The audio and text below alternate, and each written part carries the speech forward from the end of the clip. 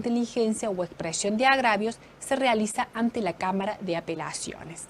La expresión de agravio implica una crítica circunstanciada del error en que ha incurrido el tribunal de juicio.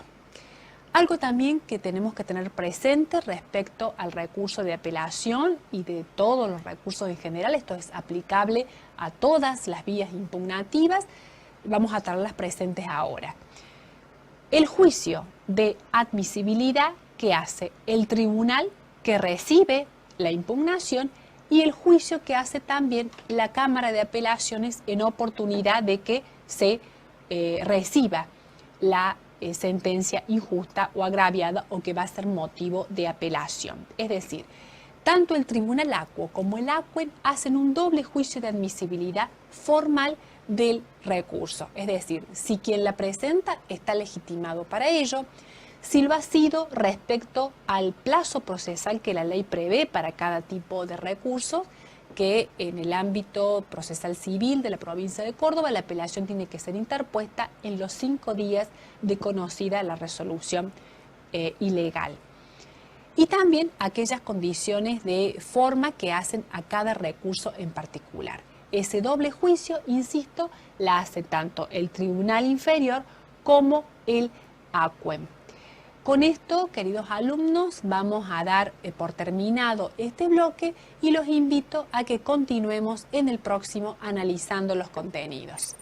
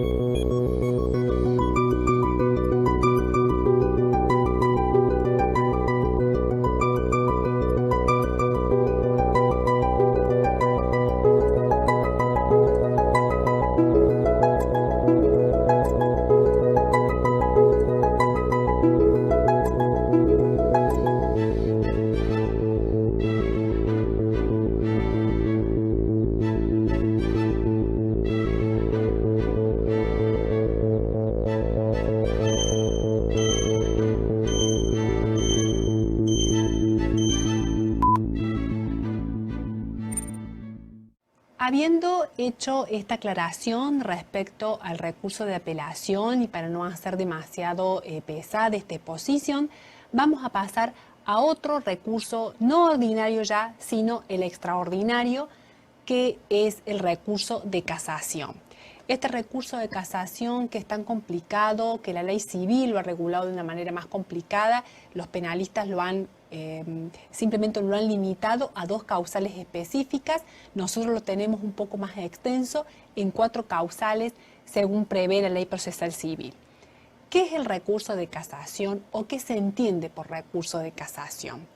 En primer lugar, decimos que es un recurso extraordinario, ya vamos a ver por qué esa aseveración, pero decimos que el recurso es un medio de impugnación por el cual, por motivos de derecho específicamente previstos por la ley, una parte postula la revisión de los errores jurídicos atribuibles a la sentencia, reclamando la correcta aplicación de la ley sustantiva o la anulación de la sentencia y una nueva decisión con o sin reenvío a nuevo juicio. Verán ustedes que este concepto claro de lo que es el recurso de casación prevé la posibilidad de que se anule la sentencia, ha sido motivo de casación, y en ese caso el Tribunal Superior de Justicia, que es el Tribunal ACUEM, que es quien revisa las sentencias dictadas por las cámaras de apelaciones, anule esa sentencia y la reenvíe, es decir, que la baje nuevamente a los tribunales de jerarquía inferior, en este caso las cámaras, para que vuelvan a dictar una nueva sentencia al respecto. O no, es decir, que el mismo tribunal casatorio puede dictar la sentencia nuevamente. Respecto a que es un recurso extraordinario, decimos, no implica la posibilidad del examen y resolución nuevamente de todos los aspectos. Esto es lo que hace que sea un recurso extraordinario, sino que el examen se limita a las cuestiones nacidas de la aplicación de la ley sustantiva o procesal y procede para corregir errores de derecho que vicien la resolución impugnada. Entonces, el carácter de extraordinario del medio se manifiesta en los dos aspectos que vamos seguidamente a manifestar. Las causales de impugnación, que están previstas en el artículo 383, son esas causales y no otras, y por otro lado, las resoluciones contra las cuales procede el remedio casatorio. ¿Cuáles son esas resoluciones? Las podemos visualizar también. En primer lugar, los autos que pongan fin al proceso, hagan imposible su continuación o causen un gravamen irreparable, dictados por la Cámara, es decir, procede contra resoluciones que dicten las cámaras de apelaciones. Y también resoluciones no definitivas, siempre y cuando estén comprendidos en los incisos 3 y 4 de la norma del 383 del Código Procesal. Esto respecto al remedio casatorio. En cuanto al trámite, la ley procesal prevé cuál es el trámite. Recuerden ustedes el doble examen de admisibilidad formal que hace tanto el tribunal acuo, que es donde se presenta el recurso, y si considera que es admisible la interposición del recurso conforme los requisitos de formas previstos, lo eleva hacia el superior para que sea tramitado allí. Respecto a este tribunal superior que va a volver a revisar el recurso, también va a hacer un nuevo examen de admisibilidad que puede coincidir o no con el realizado por el tribunal inferior. Someramente son las características generales que ustedes tienen que tener presente para estudiar estos dos recursos, el primero ordinario de apelación que comprende el de nulidad, recuerden, en la nueva legislación cordobesa, y también el remedio casatorio previsto por la ley procesal. Hecha esta aclaración, vamos a pasar a un punto de trascendental importancia en el estudio del derecho procesal civil, que son las medidas cautelares. Las medidas cautelares que ustedes ya han tenido posibilidad de estudiar y analizar en oportunidad de estudiar la teoría general del proceso. ¿Qué son las medidas cautelares o qué se entiende por medidas cautelares? En general, podemos decir que son aquellas que tienden a impedir que el derecho cuyo reconocimiento o actuación se pretende obtener a través de este proceso pierda su virtualidad o eficacia durante el tiempo que transcurre entre la iniciación del juicio y el pronunciamiento de la sentencia. Es decir, el derecho pretendido o que se pretende hacer valer en un juicio puede ser desvirtuado o transformarse en ilusorio si se espera el dictado de una sentencia definitiva. Es decir, la ley procesal nos da la posibilidad de solicitar las medidas cautelares aún antes de iniciado el proceso judicial o durante su sustanciación, antes del dictado de una sentencia definitiva, con el fin de que, como dice el concepto allí, no se tiende vulnerado o ilusorio el derecho que se pretende sea reconocido. ¿Qué objeto tienen las medidas cautelares? Y el objeto es asegurar el cumplimiento del pronunciamiento que eventualmente ha de dictarse en un juicio.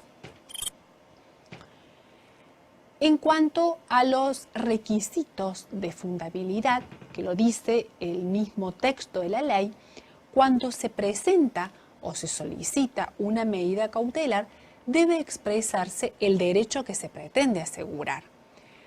Por otro lado, la medida concreta que se pide, es decir, hay que hacerle saber al tribunal cuál es la medida cautelar que estamos solicitando, si es una inhibición de bienes, si es un embargo, si es una anotación de la litis, hay que mencionarlo de manera expresa. La disposición legal en que se funda y el cumplimiento de los requisitos que corresponden en particular a las medidas requeridas. Pasa que en materia de medidas cautelares, el Código Procesal Civil prevé unas normas generales para todas las medidas cautelares y luego regula en forma específica cada medio nominado en particular. Es decir, que hay que conocer cuáles son las normas específicas de cada medio que serán requeridas al momento de solicitar o de peticionar la medida cautelar que corresponda. Eso es respecto al requisito o de fundabilidad de las medidas cautelares. Pero también debemos mencionar cuáles son los presupuestos de procedencia de las medidas cautelares. Y acá vamos a repasar someramente cuáles son esos presupuestos. En primer lugar, la verosimilitud del derecho invocado, es decir, tiene que haber una aparente existencia del derecho invocado. Luego, el peligro en la demora, es decir, peligro de que no podamos esperar la sentencia que se dicte para hacer efectiva la medida cautelar. Y por último, la contracautela, que este requisito en algunos casos está eximido el solicitante de ofrecerla. Concretamente se trata de una fianza de tipo personal. Digo que en algunos casos el solicitante está eximido de solicitarla, concretamente cuando se refiere a quien la solicita sea el Estado en su triple vertiente nacional, provincial o municipal, también quien litigue con beneficio de litigar sin gastos, o también quien ha obtenido una sentencia de condena a su favor y pretende ahora hacer valer su derecho en forma ejecutiva. En este caso, la ley lo exime al solicitante a prestar contracautela. En rigor de verdad, esta contracautela lo que tiende es a evitar los perjuicios que puede llegar a tener una medida mal trabada o trabada sin derecho. ¿Cómo se clasifican las medidas cautelares? En primer lugar, podemos hablar de medidas para asegurar bienes. Estas medidas para asegurar bienes en rigor son las típicas que vamos a ver nosotros en el ámbito del proceso civil. Porque concretamente, como estamos hablando de cuestiones patrimoniales, de neto corte dispositivo, son cuestiones que generalmente tienden a asegurar, como podemos visualizar en la pantalla, la ejecución forzada. De allí el embargo preventivo, la intervención sustitutiva del embargo, el secuestro y la inhibición general. Es decir, generalmente las medidas que son del proceso civil tienden a asegurar la ejecución forzada o bien a mantener un statu quo. Es decir, la prohibición de innovar y la de contratar, la anotación de la litis y la intervención corresponden que sean, en definitiva, medidas para asegurar los bienes. Pero también, además de ser una medida para asegurar bienes, también tenemos aquellas medidas cautelares que tienden a asegurar la persona, que si bien no son tan comunes en el ámbito del proceso civil, merece que nosotros la mencionemos, como puede ser la guarda, muy común en el ámbito del proceso civil, en el proceso de familia, y también para otro tipo de las cobertura de necesidades urgentes, como pueden ser, por ejemplo, los alimentos provisorios o el dictado de alimentos provisorios en el caso de los procesos de familia. Vale también que mencionemos que el Código Procesal Civil ha estatuido lo que se denomina las medidas cautelares nominadas, es decir, aquellas para las cuales ha previsto una normativa específica, dejando abierta la posibilidad, como es en el caso del Código Procesal de la provincia de Córdoba, la posibilidad de aquellas cautelares innominadas o genéricas, es decir, que no están expresamente previstas en el Código Procesal Civil, pero que admitiéndose o dándose los recaudos que la ley procesal prevé, se puede echar mano a estas cautelares innovativas, de las cuales vamos a hacer mención en el próximo tiempo. ¿Qué pasa con estas medidas cautelares nominativas o nominadas? En primer lugar, vamos a hablar de la medida cautelar típica, la más conocida, quizás la más usada en el ámbito de los procesos civiles, como es la medida cautelar del embargo. El embargo consiste en la afectación de un bien determinado para satisfacer un crédito. Característica del embargo es que el bien puede ser vendido, es decir, un bien embargado puede ser enajenado con la sola condición de que se le anoticie a quien va a ser el comprador que ese bien o que pesa sobre ese bien un gravamen.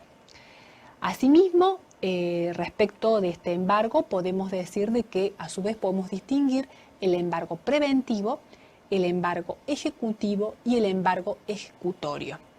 La ley regula específicamente el embargo preventivo, es decir, en una serie de normas la ley prevé cuáles son las características y cómo procede el embargo preventivo.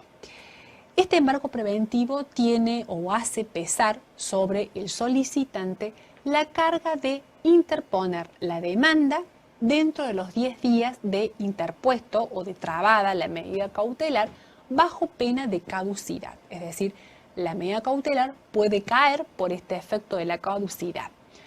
Ahora, esa medida cautelar solicitada de manera preventiva, es decir, antes de la interposición de la demanda, con este plazo de caducidad que la misma ley prevé de 10 días, nos preguntamos qué tipo de plazo es. Y estamos hablando de un plazo de tipo no fatal, es decir, requiere que sea en este caso, el embargado, demandado solicitante del decaimiento del derecho, para que opere este efecto de la caducidad de la demanda. Es decir, no es un plazo que ocurre ipso iure o de pleno derecho, sino que es necesario que la parte contraria, en este caso el afectado, lo solicite en forma expresa.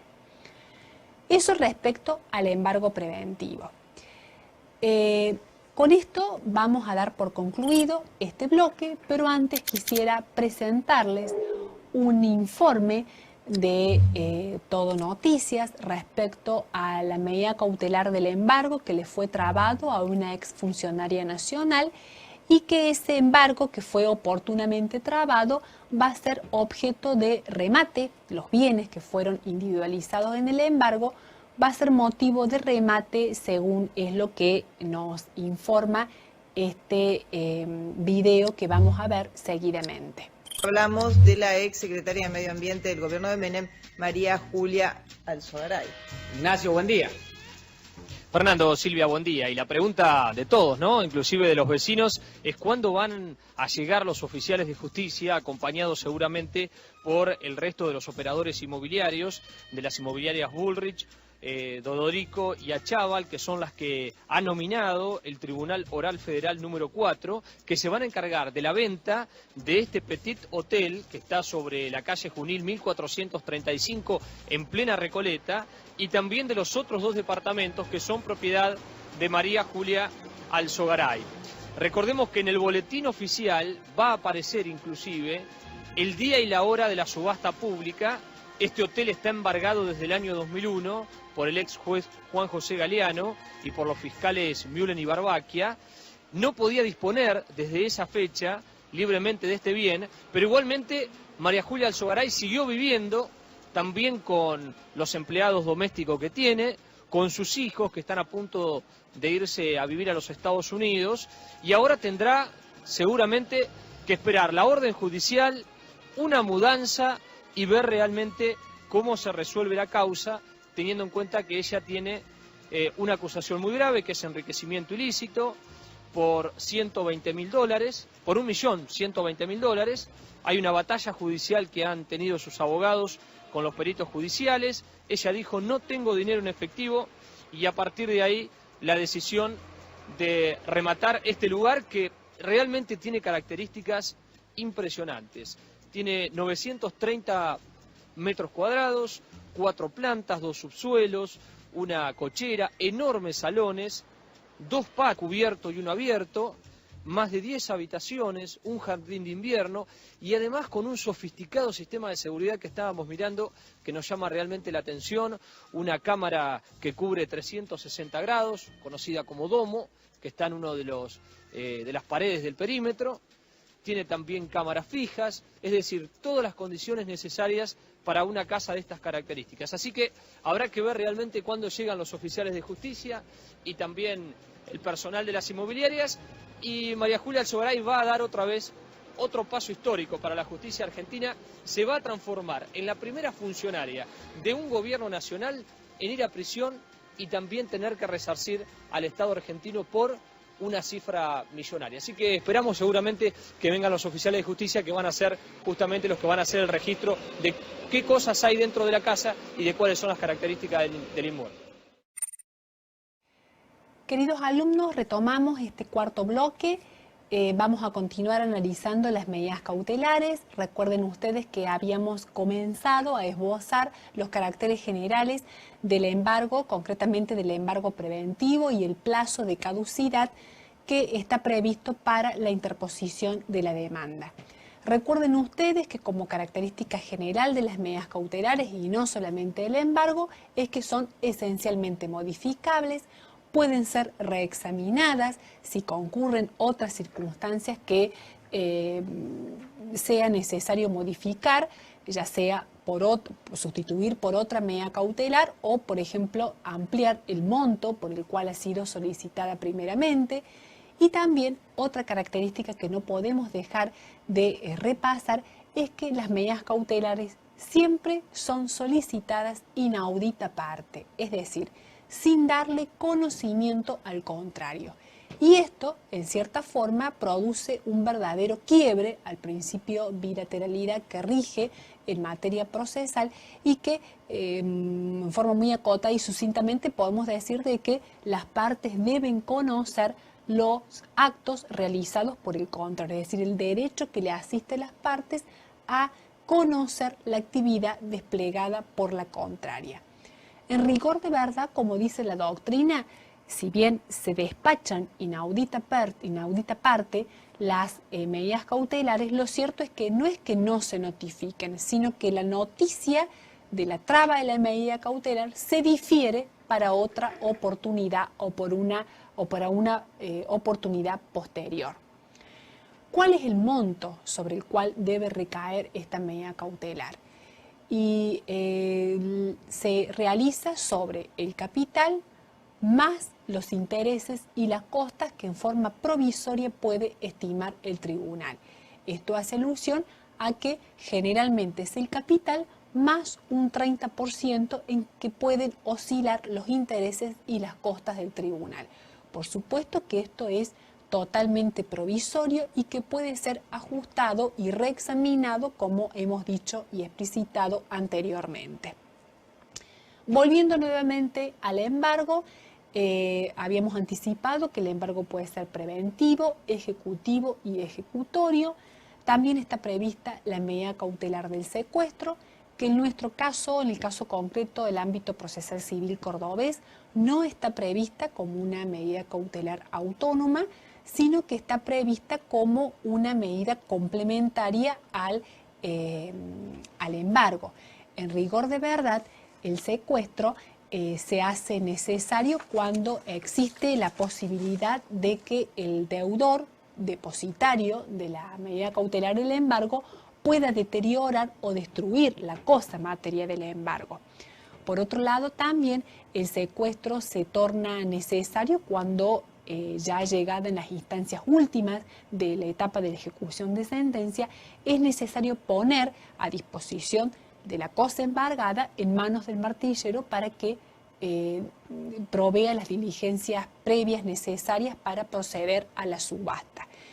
Pero, insisto, la medida del secuestro como medida cautelar está prevista entre nosotros como una medida complementaria, cuando por sí solo el embargo no alcanza lo suficientemente a satisfacer los derechos cautelares del solicitante. Dicho esto, vamos a hacer mención a cómo se realiza, cómo se instrumenta el embargo. Y hay que ver qué tipo de bien está en juego. si es un bien mueble o bien es un bien registrable.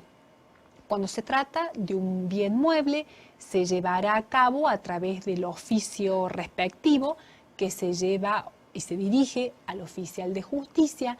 El oficial de justicia deberá ser autorizado para allanar el domicilio del demandado embargado en caso que fuera necesario y a utilizar el uso de la fuerza pública.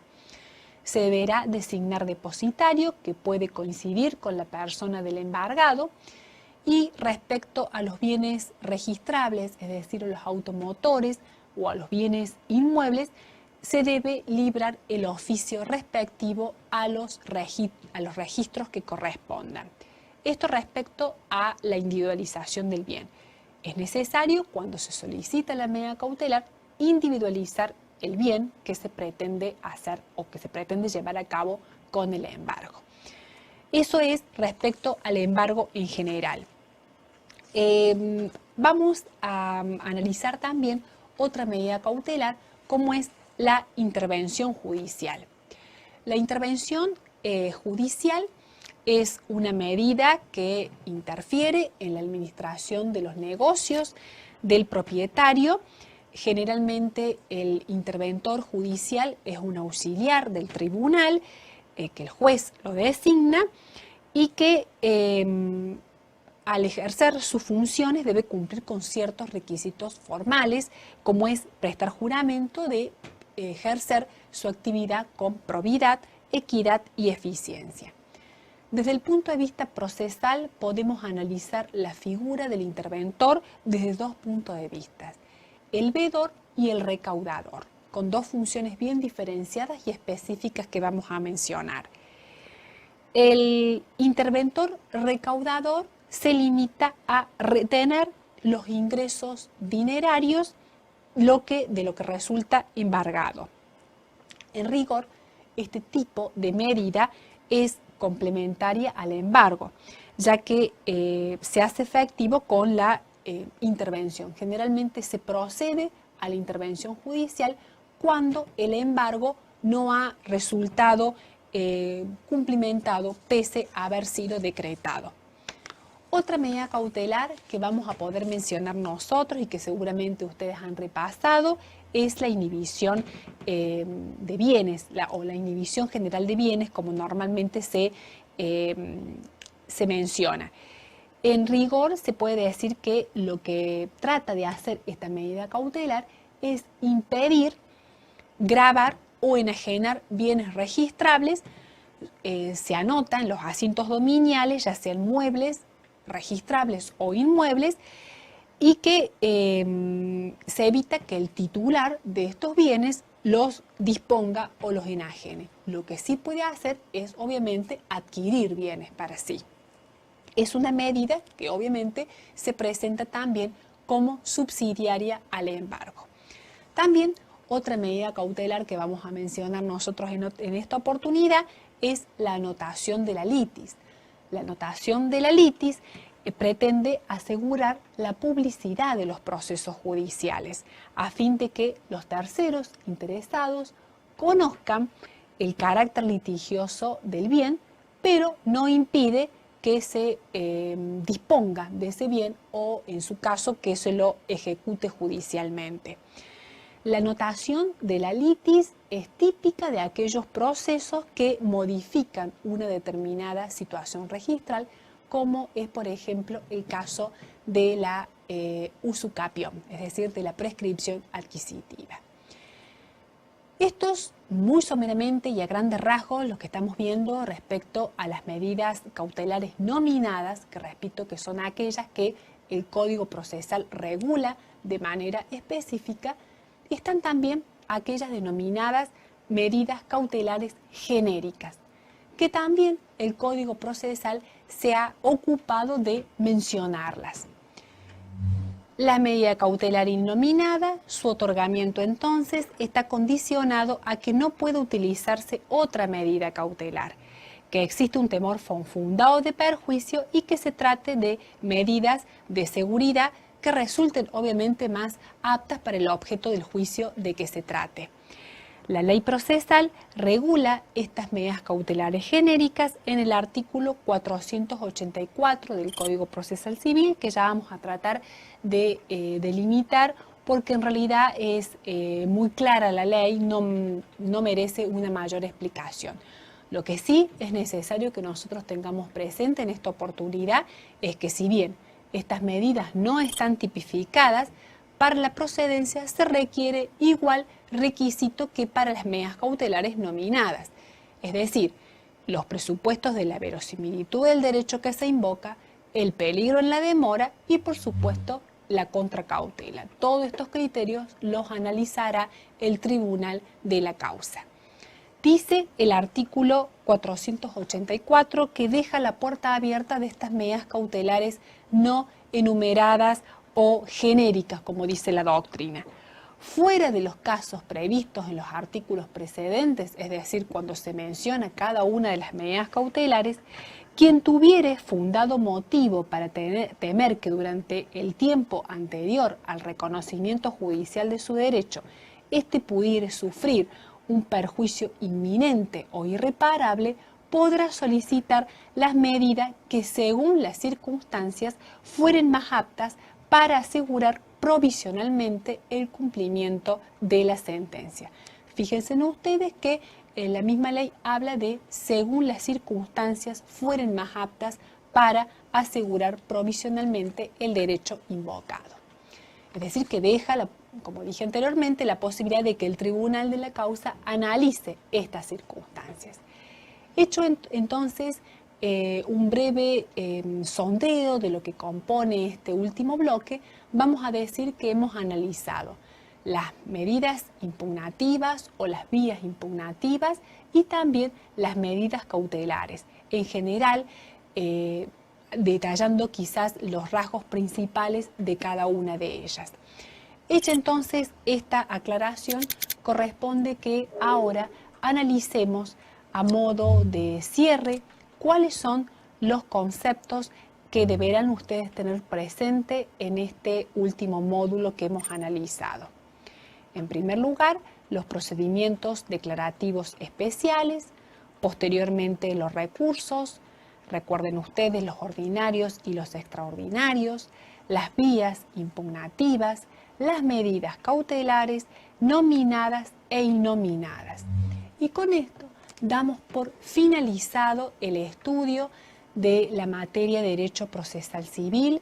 Quiero despedirme de todos ustedes, augurándole mucho éxito en la continuación de la carrera y también en sus vidas personales, y dándoles un agradecimiento por haberme escuchado y haberme acompañado en este tramo que nos ha tocado compartir.